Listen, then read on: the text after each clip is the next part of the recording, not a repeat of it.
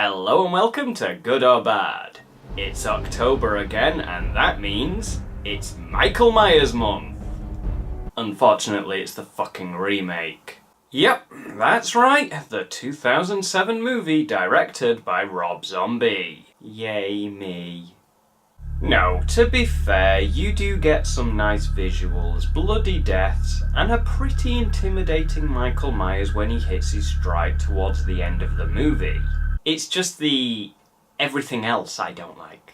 So let's start off with what I don't like the most. This remake retells the original Halloween, but it justifies its existence by trying to analyse Michael Myers. We see his life as a child, with young Michael being portrayed by Dave Ferk, and yeah, they do the whole broken family thing. His stepdad is a mean drunk, and probably a mean sober as well, and add that to the fact that he gets bullied at school, so he takes his frustration out on small animals. In fact, the first time we see him, he has just killed his pet guinea pig. Or whatever it is. Point is, it's dead. And he killed it. Yeah, that's totally not a guinea pig. What the fuck was I thinking when I wrote that? What the hell is going on here? Then when he gets into a fight at school, his mother, who is played by Sherry Moon Zombie, gets called in, and she is told they found a dead cat and pictures of dead animals in his bag. Then he kills the kid that bullies him, then later his stepdad and his sister's boyfriend, all leading up to his original first kill, his sister Judith. Only this time he is wearing the Michael Myers mask, which in this version belonged to Judith's boyfriend. Which also meant that the mask would be 17 years old when he returns for it later in the movie. Which gives them the excuse to make it look all old and damaged. Yeah, you really didn't earn that like the 2018 movie did. So what follows is seeing young Michael in Smith's Grove Sanitarium as Dr. Loomis, now being played by Malcolm McDowell, tries to treat him. And this section of the movie ends with Michael attacking a nurse and his mother committing suicide, which is when the movie makes that 15-year jump that the original made. But before we move on, let's talk about Michael's time in Smith's Grove, since we actually get to see it this time, and whether or not that it's a good thing. Now, a lot of people say that it doesn't work because less is more and the original movie understood this, but I disagree with that. This could totally work, if it was done right, and we didn't know where it was all inevitably heading. I believe that the angle they were taking with this movie was to explore what makes Michael tick. Why does he do what he does? And while I love the mystery surrounding the original version of Michael Myers, I'm not opposed to an adaptation that attempts to answer this. It is, at the very least, something new that the movie is exploring. Just as long as the answer isn't the cult of pissing Thorn. So with that being said, how well do they explore Michael's experience in Smith's Grove? Rushed is the answer to that. Definitely very rushed. We see snippets of Michael in this place talking with Dr. Loomis or his mother, and gradually he becomes more obsessed with masks.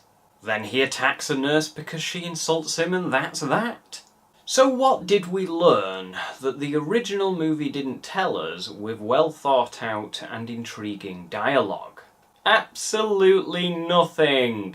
Literally, all it does is tell us in a more dragged out fashion what the original movie told us in one scene. One very good scene. Now, you may be thinking, did he just say it's rushed and dragged out? Isn't that a little contradictory? Well, it depends on how you look at it. It is a dragged out way to convey the same information to us that the original movie told us in just one scene, but it's a rushed way to explore the origins of Michael Myers in never seen before detail. Basically, what I'm trying to say is, if you are going to explore Michael's origins, actually put the time and effort into it. Don't show the bare minimum you can get away with showing to be able to say, "Oh, look at us, we've done what no other movie has done. We've shown you the origins of Michael Myers." Yeah, I guess. Well done, if it helps you sleep at night. But you didn't, not really. You showed us Michael's origin story, but you didn't show us anything new. Or anything worth showing at all. So there you go. That's what I think about that. Now for grown-up Michael, who is played by Tyler Mane, and we call this one Long-Haired Michael.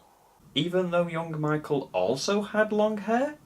So I don't really know why I'm bothering to point any of this out. Bit of a waste of time, really. Anyway, Michael has not said a word in the last 15 years, and Loomis is moving on from Michael. Meanwhile, Michael ain't moving on anywhere. Or at least that's what Loomis thinks. Because two characters I like to call Arsehole 1 and Arsehole 2 try raping an inmate in Michael's cell. Well, fucking fuck. So they die and Michael escapes. Thus, we are on track for the original movie now. Kinda wish it meant I could put the original movie on instead of this, but no. And it literally is the original movie, just a more rushed and much less good version of it. Much less good. My sentencing structure needs to be much more good. Intro, Laurie Strode, played by Scout Taylor Compton. Let's see how she portrays our lovely, innocent and respectable Laurie Strode. Guess what, Mom? Mr. Nichols touched me the wrong way. Oh, Mom! Okay, that is so not funny. Screwdriver, Mommy. You want a hammer?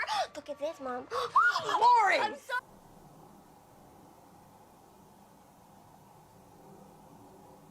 So yeah, you know the story here. She is babysitting on Halloween night. Michael follows her throughout the day, and we do get those scenes. Although they aren't the slightest bit effective, mind you. Because in the original movie, this all happened at the start, so we hadn't seen anything yet. So this slow build-up of Michael following her around was both creepy and suspense-building. This time, they try it, but we have already seen mid-to-end movie tier kills already. So, as well as it being a blatant, oh look at us, we're doing this from the original movie, it also has zero effect on us, leaving us to just sit here and go, oh, they're doing that. It's that bit. That bit from the first movie. They're doing that. That's what that is. Great. Yes.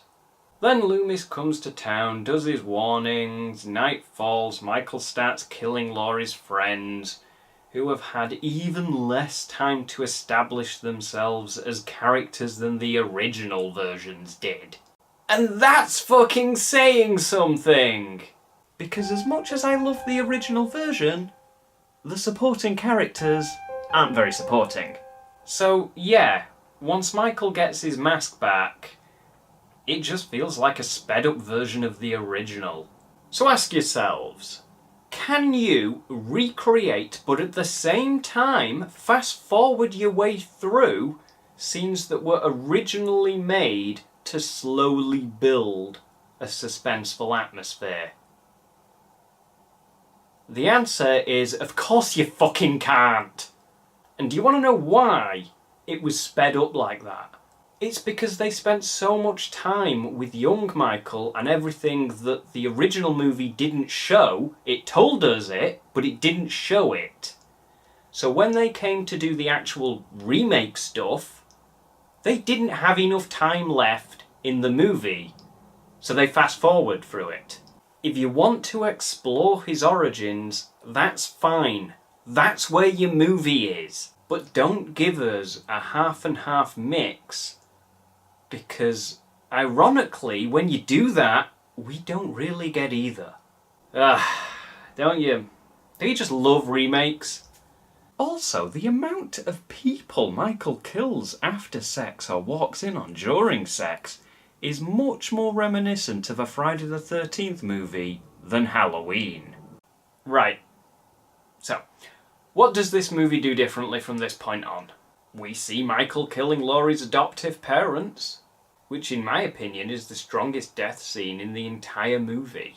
Because quite honestly, I did not expect Michael to attack at that moment. Laurie leaves them for a night of babysitting, and Michael just strolls up to them and starts killing. One moment we're seeing a nice couple being, well, a nice couple, and the next thing, we're looking at this.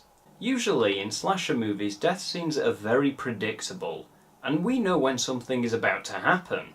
Maybe it was just me, maybe it didn't catch you off guard, but it certainly did me. Something else this movie did differently happened much closer to the end of the film. Michael actually kidnapped Laurie.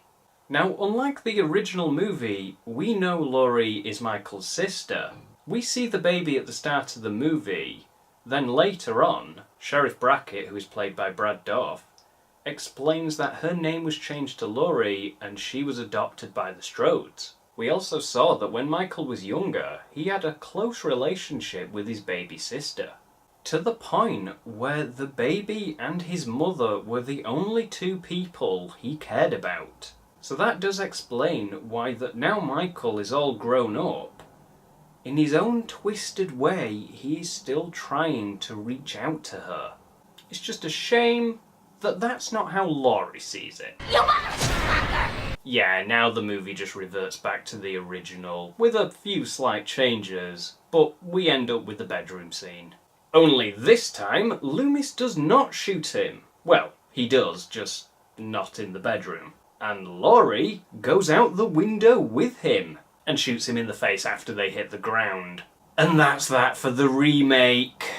Overall, when I put this film under a magnifying glass, it doesn't hold up. I don't like it that much. But despite that, if I turn my mind off, I can put it on every few years and still enjoy it. If you like gory, stabby, stab scenes, you do get plenty of them. And Malcolm McDowell is a good choice for Loomis in my opinion. I mean, let's face it, no one was ever going to live up to Pleasance. Even Laurie wasn't terrible in this movie. I mean, aside from the bagel fingering scene, she was likeable enough. The classic Halloween score is present, but unfortunately this movie does nothing to add its own twist to it. The biggest thing with this film, in my opinion, is that there's nothing new added to the Halloween franchise at all, which is incredible when you think about how much time they spent with young Michael in Smith's Grove, and in all that time they added nothing new. It is an achievement in itself, and they deserve a round of applause for achieving that. I don't know how they did it, but well fucking done for being so shit. So very, very shit. You're the best at being shit. Well done. So, I will end with saying this. If it were just a remake, it would probably be okay. And by just a remake, I mean literally recreate the original movie, scene for scene, with your newer effects, your harder hitting Michael, and your added gore.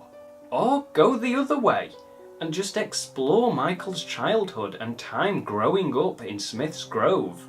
Then it could have been pretty good. Then you could have made Halloween 2 the story of the night he came home, instead of what we actually got. But no, you choose to do both, and we got a rush job on both fronts, neither of which really work that well. So your best bet is to turn your mind off and just enjoy the on-screen violence. Or, you know, you could just watch the original Halloween. Or the 2018 version. They're both much better than this. You have been watching Good or Bad, and Halloween has only just begun.